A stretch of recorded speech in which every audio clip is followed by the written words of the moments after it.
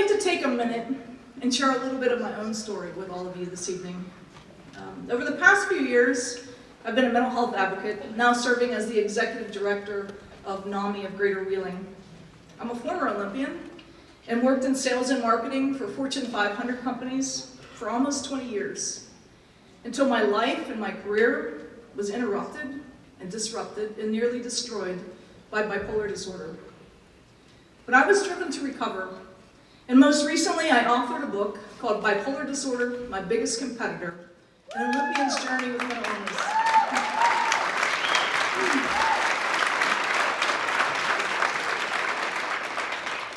And in that book I talk about my struggles and my triumphs, and what I'd like to do tonight is share with you a poem that I published in the book.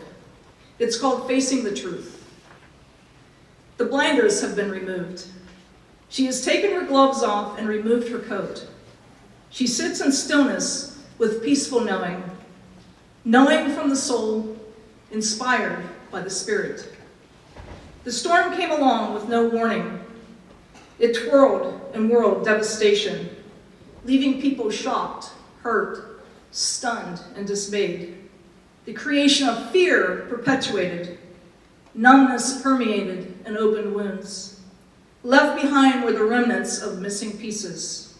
The young woman and old soul stood strong, but the powerful force of the storm threw her to unconsciousness.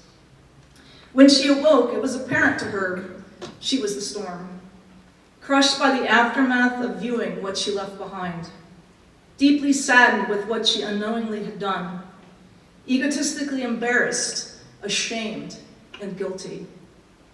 Incapable of seeing what the mirrors were telling her, her prayers were answered one day. She asked to be shown so she could heal. She prayed for strength and courage. She prayed for forgiveness of self and others. She lay helpless, crying for hours in her bed. She faced her naked body and viewed her own destruction.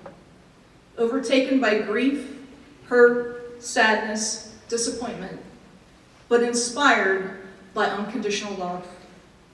She is a person hurt by her past. She is a human being. She is not defined by labels. She is not willing to give up. She is walking her journey one step at a time. Who is she? Who is this woman with such great strength? She is not alone. Thank you.